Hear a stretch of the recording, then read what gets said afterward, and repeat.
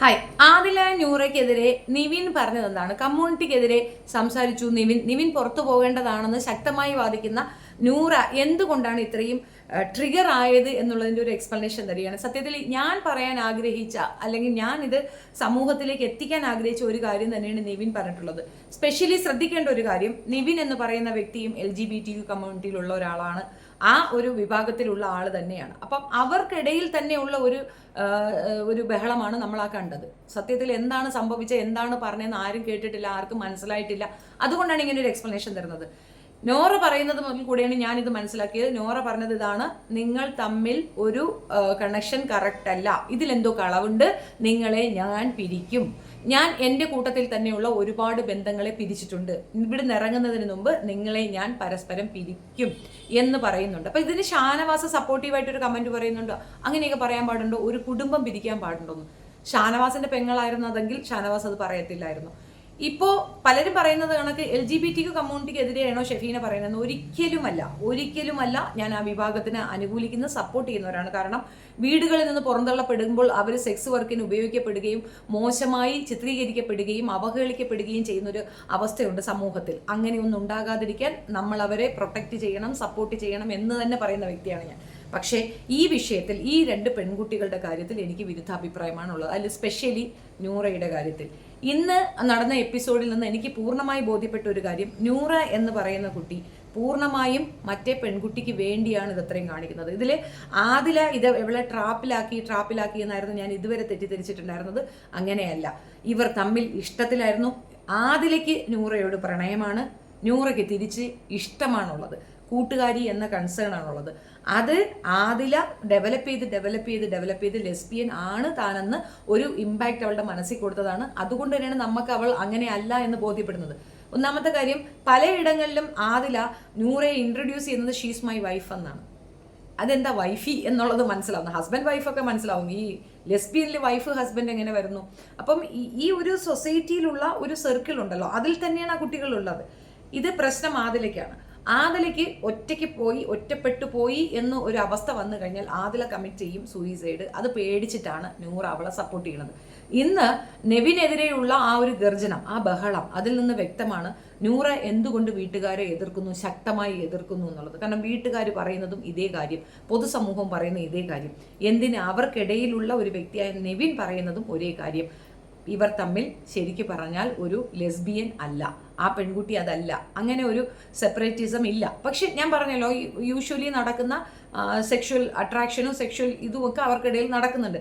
ഞങ്ങൾ ഇത് കുറേ അല്ലാതെ തന്നെ നമ്മൾ ഹോസ്റ്റലിലൊക്കെ നിന്ന സമയത്തൊക്കെ കുറേ പേര് ഇങ്ങനെ എക്സ്പീരിയൻസ് ചെയ്തിട്ടുണ്ട്.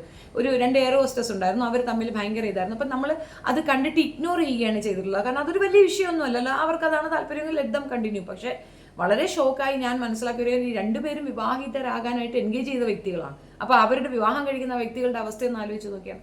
സോ മൈറ്റ് ബി അവർക്ക് അപ്പോഴുള്ളൊരു സെക്ഷൽ ഫ്രസ്ട്രേഷൻ തീർക്കാൻ വേണ്ടി അവർ കാണിക്കുന്ന എന്തെങ്കിലും ആയിരിക്കും എന്നുള്ളതാണ്. ഇത് കുറച്ച് ഡെപ്തിലേക്കൊന്നും പോകുന്നില്ല, അതൊന്നും പറയാനുള്ള ഒരു മീഡിയം അല്ല ഇത്. പക്ഷേ ഒരു കാര്യം മനസ്സിലാക്കാം, നമ്മളുടെ ഓരോരോ വയസ്സുകൾ, ഓരോരോ അവസ്ഥകളിൽ ഇതുപോലുള്ള ഒരേ പ്രശ്നങ്ങൾ നമുക്ക് ഫേസ് ചെയ്യാറുണ്ട്.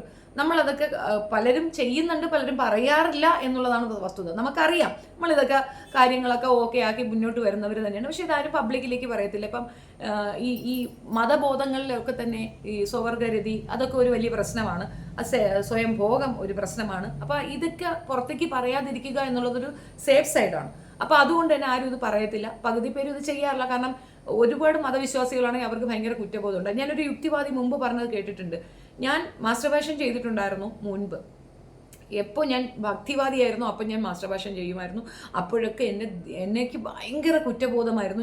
ഞാൻ മരിച്ചു പോകുന്ന രീതിയിലായിരുന്നു. പിറ്റേന്ന് പോയി കൺഫസ് ചെയ്താൽ മാത്രമേ എനിക്ക് നോർമൽ ലൈഫിൽ ലീഡ് ചെയ്യാൻ പറ്റുള്ളൂ. അത്രത്തോളം ഞാൻ അങ്ങനെ വല്ലാണ്ടാകാറുണ്ടായിരുന്നു എന്നുമല്ല, ആ കുറ്റബോധം അവിടെ എക്സിസ്റ്റ് ചെയ്യും. പക്ഷേ അയാളെന്ന് യുക്തിവാദിയായ അന്ന് തൊട്ട് അയാൾക്ക് അതൊരു പ്രശ്നമല്ലാതായി തീർന്നിരിക്കുന്നു. അപ്പോൾ അതാണ് പോയിന്റ്. അപ്പോൾ മതവാദത്തിൽ ഈ ഒരു പ്രശ്നമുണ്ട് എന്നുള്ളത് വസ്തുതയാണ്. ഇതിനകത്ത് മതമല്ല പറയുന്നത്. ഒരു പെൺകുട്ടി കാരണം മറ്റൊരു പെൺകുട്ടിയുടെ ജീവിതം സ്പോയിലാകുന്നത് കണ്ടു നിൽക്കാനുള്ള ബുദ്ധിമുട്ട് കൊണ്ടാണ് പലരും സംസാരിക്കുന്നത്. നമ്മുടെ കുടുംബത്തിൽ ഒരു കുട്ടിക്ക് ഇതുപോലെ സംഭവിക്കുമ്പോഴത്തേക്ക് ഉണ്ടാകുന്ന ബുദ്ധിമുട്ട് മനസ്സിലാക്കുക. ആ ബുദ്ധിമുട്ടാണ് നമ്മളിവിടെ പറഞ്ഞു വയ്ക്കുന്നത്, അല്ലാതെ ആ വിഭാഗക്കാരെ എതിർക്കുന്നതല്ല. LGBTQ കമ്മ്യൂണിറ്റി എപ്പോഴും മുന്നോട്ട് വയ്ക്കുന്ന കാര്യങ്ങൾ, അല്ലെങ്കിൽ അവർക്ക് വേണ്ടിയിട്ടുള്ള പ്രൊട്ടക്ഷൻ, അവരെ സപ്പോർട്ട് ചെയ്യാൻ, അവരെ പാസ്പോർട്ട് കിട്ടാൻ, അവർക്ക് ഐഡന്റിറ്റി കാർഡ് കിട്ടാൻ ഒക്കെ എഫർട്ട് എടുക്കുന്ന വ്യക്തിയാണ് ഞാൻ. എനിക്ക് അവരൊക്കെ ഒപ്പം നിൽക്കാൻ ഇഷ്ടവുമാണ്. പക്ഷേ അതിനകത്ത് നടക്കുന്ന മോശം അത് നമ്മൾ പുറത്ത് പറയണം. വേഷം കെട്ടലുകളും ആ കമ്മ്യൂണിറ്റി അവഹേളിക്കുന്ന രീതിയിലുള്ള പെരുമാറ്റങ്ങളും ഷുഡ് സ്റ്റോപ്പ്. അത് ചെയ്തിട്ടില്ല വെച്ചാൽ അത് വലിയ ഭവിഷ്യത്തുകൾ വരുത്തി കൊണ്ടുവരുമെന്നുള്ള തർക്കമേ വേണ്ട. അപ്പോൾ ഈ വിഷയത്തിൽ ആദിലയ്ക്കും നൂറയ്ക്കും പരസ്പരം അറിയുന്ന ഒരു വലിയ സത്യമുണ്ട്. അത് പബ്ലിക്കിലേക്ക് കിട്ടുകയാണ്. അത് കിട്ടുക എന്നുള്ള ഉദ്ദേശത്തിലാണ് ബിഗ് ബോസ് ഇവർ അവിടെ കൊണ്ടുപോയതെങ്കിൽ സല്യൂട്ട് എന്നേ എനിക്ക് പറയാനുള്ളൂ. കാരണം 2 ജീവനുകളാണ് അതിൽ കൂടെ രക്ഷിക്കുന്നത്. ഒന്ന്, ആദിലേക്ക് വേണ്ടത് കൗൺസിലിംഗ് ആണ്. നല്ലൊരു സൈക്കാട്രിസ്റ്റിനെ കണ്ട് കൗൺസിലിംഗ് നടത്തി നല്ല സൗഹൃദത്തിൽ ഇവർ വെച്ച് പിരിയുന്നതായിരിക്കും നല്ലത്. അത് നല്ലൊരു സന്തോഷം തരുന്ന കാര്യമാണ്. അതൊരു വിചിന്തനവുമായിരിക്കും സമൂഹത്തിന് കൊടുക്കുക. അതേസമയം നൂറ പറയുന്നത് പോലെ നൂറയുടെ ആ ശക്തി കണ്ടോ, അതുകൊണ്ടാണ് ആദില സ്വന്തം വീട്ടുകാരത്തെ ഒന്നും പറയാത്തത്. നൂറ 24 മണിക്കൂറും സ്വന്തം വീട്ടുകാരെ മോശം പറയുന്നത്. കാരണം ശക്തിയുക്തം അവളുടെ വീട്ടുകാരാണ് അതിനെ എതിർക്കുന്നത്. അവർക്ക് നന്നായിട്ട് അറിയാം, ഒരു അമ്മയ്ക്ക് അറിയാമല്ലോ ഇപ്പം നമ്മുടെ മകൻ്റെ സ്ത്രൈണത അല്ലെങ്കിൽ മകളുടെ ആ ഒരു പ്രോബ്ലം ഏറ്റവും ആദ്യം മനസ്സിലാക്കുന്ന അമ്മമാരാണ്. അമ്മമാർക്ക് പിടികിട്ടും അതെന്തുകൊണ്ടാണ്, അത് അങ്ങനെയാണ് എന്നുള്ളത് പെട്ടെന്ന് അമ്മമാർക്ക് പിടികിട്ടും. അവിടെ നമ്മൾ മനസ്സിലാക്കേണ്ടത് അവരുടെ ഒരു അവസ്ഥയാണത്. ആ അവസ്ഥയെ നമ്മൾ അംഗീകരിച്ചു കൊടുക്കുക. അതിനപ്പുറം അവരെ ഫോഴ്സ് ചെയ്തൊരു ജീവിതത്തിലേക്ക് കൊണ്ടിട്ട് കൊടുത്തു കഴിഞ്ഞാൽ അത് പ്രശ്നം ഉണ്ടാക്കും. 2 പേരും വിവാഹം കഴിക്കണമെന്ന് ഞാൻ പറയത്തില്ല. പരസ്പരം അവർക്ക് സൗഹൃദത്തിൽ പോകാമെന്നതിനപ്പുറം ഒരു പെൺകുട്ടിയുടെ ലൈഫ് ഈ പെൺകുട്ടിക്കൊപ്പം ചേർത്ത് നശിപ്പിക്കുന്നു എന്നുള്ളതാണ് പറയുന്നത്. അപ്പം വിവാഹം കഴിച്ച് കുട്ടികൾ ഉണ്ടാക്കുന്നതാണ് ജീവിതം എന്ന് വെച്ചാൽ അല്ല. പക്ഷെ അത് ആഗ്രഹിക്കുന്ന അവളുടെ മാതാപിതാക്കൾക്കുള്ള ഒരു റെസ്പോൺസിബിലിറ്റി ഉണ്ടല്ലോ. നമുക്കൊരു കടമയുണ്ട്. ഇപ്പം ഞാൻ ജനിച്ചത് എൻ്റെ ആഗ്രഹം കൊണ്ടല്ല, എൻ്റെ അമ്മയും അച്ഛൻ്റെയും ഇഷ്ടം, അവരുടെ ഏറ്റവും നല്ല മുഹൂർത്തത്തിൽ ഉണ്ടായതാണ് ഞാൻ. പക്ഷെ എനിക്ക് ചില റെസ്പോൺസിബിലിറ്റി ഉണ്ട്. നമുക്ക് ഉത്തരവാദിത്തങ്ങൾ ഉണ്ട്. ഇല്ല എന്ന് പറയാൻ നമ്മൾ പാശ്ചാത്യ ലോകത്തൊന്നുമല്ലല്ലോ താമസിക്കുന്നത്. നമ്മുടെ സംസ്കാരം അമ്മയെ അച്ഛനെ റെസ്പെക്ട് ചെയ്യാൻ, അവരുടെ ആഗ്രഹങ്ങൾക്ക് വേണ്ടി ചിലതൊക്കെ സാക്രിഫൈസ് ചെയ്യാൻ നമ്മൾ തയ്യാറാകുന്നത് എന്തുകൊണ്ടാണ്? അത് അവരോടുള്ള റെസ്പെക്റ്റാണ്, ഇഷ്ടമാണ്. ആ ഇഷ്ടമില്ലാതെ ഇവൾക്കൊപ്പം നിന്നാൽ നാളെ ഒരു കാലത്ത് ഇത് പ്രശ്നമായി തിരിച്ചടിക്കുക തന്നെ ചെയ്യും. അതുകൊണ്ടാണ് ഇത് എതിർക്കുന്നത്. നിവിൻ ഇത് തുറന്നു തന്നെ അവരോട് പറഞ്ഞു, നിങ്ങൾ തമ്മിൽ നല്ല ബന്ധമല്ല, നിങ്ങളെ ഞാൻ പിരിക്കും എന്ന് പറഞ്ഞെടുത്താണ് നൂറ ട്രിഗർ ആവുന്നത്. നൂറ അവനെ അവിടുന്ന് പുറത്താക്കാൻ ഉത്സാഹിക്കുന്നത്. പിന്നീടാണ് മനസ്സിലാവുന്നത് ഗ്രൗണ്ട് സപ്പോർട്ട് അവനാണ്, വരുന്നെങ്കിൽ വന്നോട്ടെ എന്നൊരു ഫോമിൽ നിൽക്കുന്നത്. പക്ഷേ ഇനി വന്നാൽ നൂറ പ്രതീക്ഷിക്കുന്നതിനേക്കാൾ വിപരീതമായിട്ടുള്ള ഫലമായിരിക്കും നവീൻ അവിടെ ചെയ്യാൻ പോകുന്നത്. കാരണം അവൻ നല്ല ജെന്യുവനായി നിന്ന് കളിക്കുന്ന ഒരുത്തനാണ്. അവന് കഥയറിയാം, കളി അറിയാം. അവൻ കളി ഇവരെ പഠിപ്പിക്കും. എൻ്റെ ഒരു അഭിപ്രായത്തിൽ നവീനെ തിരിച്ചു കൊണ്ടുവരണം എന്നുള്ളതാണ്. കൊണ്ടുവന്നാൽ നമുക്ക് പലതും കാണാൻ പറ്റും. നൂറയും ആദിലയും ഫേക്കാണ്. അതിനകത്ത് പ്ലേ ചെയ്യുന്ന ഫേക്കല്ല ഞാൻ പറഞ്ഞത്. ഈ സ്പെസിഫിക് LGBTQ എന്നുള്ള ആ ഒരു സംഗതി ഫേക്കാണ്. അവര് ആദ്യം പുറത്തേക്ക് പോയിട്ട് ആദ്യം അവർ കൂട്ടുപിടിച്ചത് എക്സ് മുസ്ലിമിന്റെ കൂടെയാണ്. അവിടെ തന്നെ അവർക്ക് പണിപാളി. നിങ്ങൾക്ക് നിങ്ങളുടെ കാര്യം പുറത്ത് പറയാൻ എക്സിനെ ഒന്നും പിടിക്കേണ്ട കാര്യമില്ല.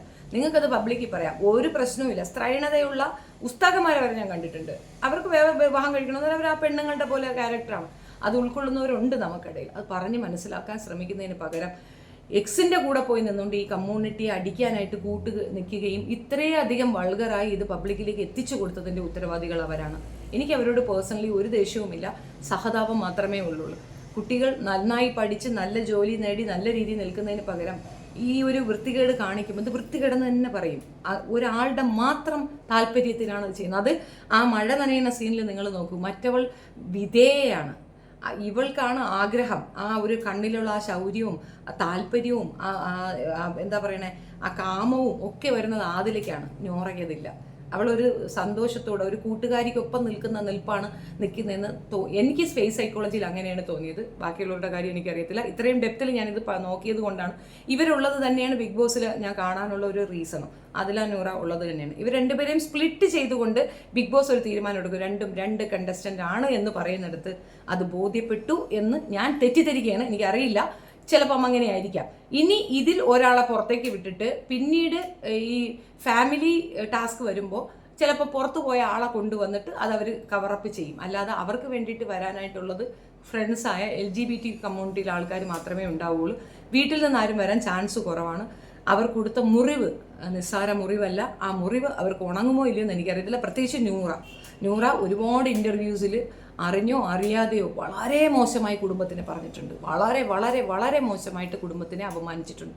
അതവർക്ക് ക്ഷമിക്കാൻ സാധിക്കുമോ എന്ന് എനിക്കറിയത്തില്ല. നിങ്ങൾക്ക് നിങ്ങളുടെ അഭിപ്രായം കമൻറ്റിൽ രേഖപ്പെടുത്താം. തീർച്ചയായിട്ടും കമൻറ്റിൽ പറയുക അഭിപ്രായം. വീഡിയോ ഇഷ്ടപ്പെടുകയാണെങ്കിൽ ലൈക്ക് ചെയ്യണം, ഷെയർ ചെയ്യണം, സബ്സ്ക്രൈബ് ചെയ്തിട്ട് കാണുകയും വേണം. Thank you. ബെൽ ബട്ടൺ ഒക്കെ പിടിച്ചാൽ അപ്ഡേഷൻ ഉടനെ കിട്ടും. Thank you.